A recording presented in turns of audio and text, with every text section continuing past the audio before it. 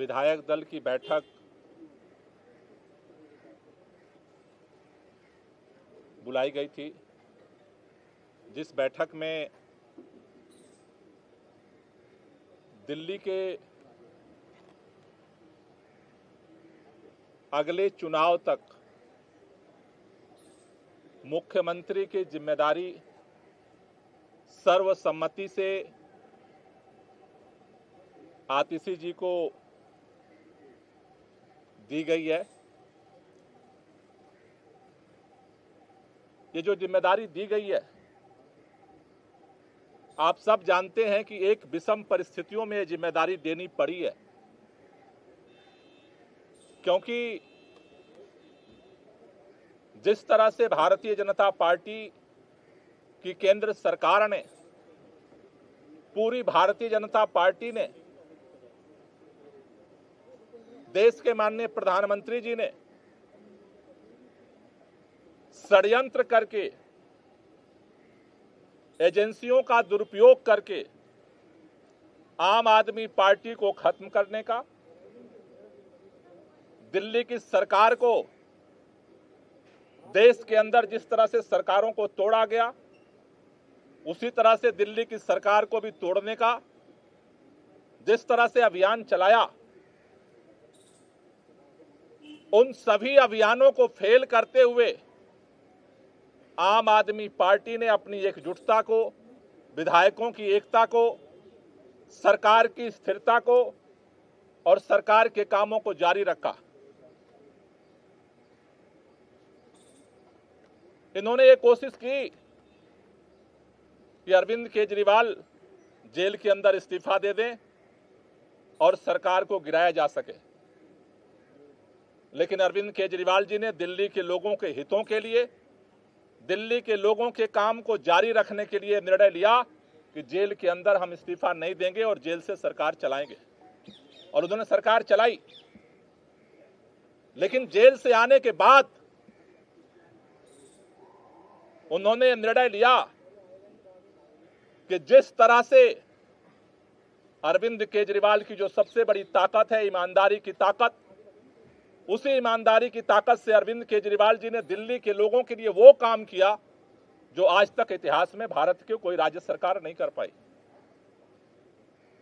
लेकिन उनके ऊपर, उस ईमानदारी के ऊपर कीचड़ उछाया गया भारतीय जनता पार्टी की तरफ से, और उसको देखते हुए दिल्ली के मुख्यमंत्री अरविंद केजरीवाल जी ने जेल से आने के बाद यह निर्णय लिया कि देश की सुप्रीम अदालत ने हमें जेल से बाहर कर दिया है, लेकिन हम जनता की अदालत में जाएंगे। दिल्ली के लोग जब तक दोबारा चुन करके उन्हें अपना समर्थन नहीं देते, तब तक दिल्ली का मुख्यमंत्री नहीं बनेंगे। आज इन परिस्थितियों में जब उन्होंने अपना इस्तीफा देने का निर्णय लिया, आज विधायक दल की बैठक हुई। विधायक दल की बैठक में सर्वसम्मति से निर्णय हुआ है कि अगले चुनाव तक हम चाहते हैं कि ये चुनाव अक्टूबर-नवंबर में कराए जाए, जल्द से जल्द कराए जाए। जब तक चुनाव नहीं होता है, अरविंद केजरीवाल जी को प्रचंड बहुमत से जनता दिल्ली का मुख्यमंत्री नहीं बनाती है, तब तक के लिए आतिशी जी को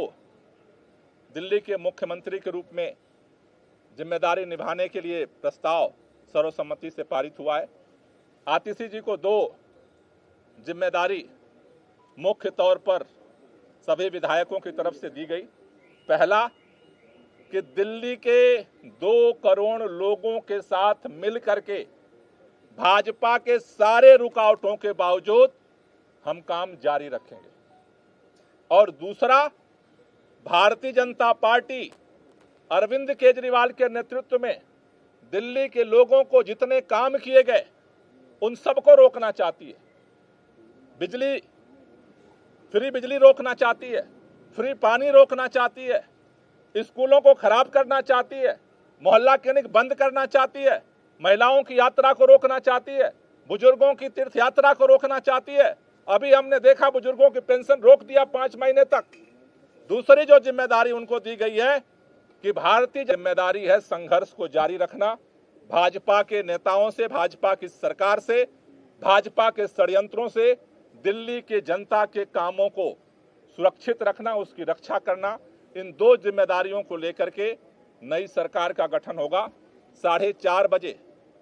मुख्यमंत्री जी अपना इस्तीफा देने के लिए उपराज्यपाल के पास जाएंगे और उसके बाद नई सरकार बनाने की दावेदारी विधायक मंडल दल की तरफ से प्रस्तुत की जाएगी।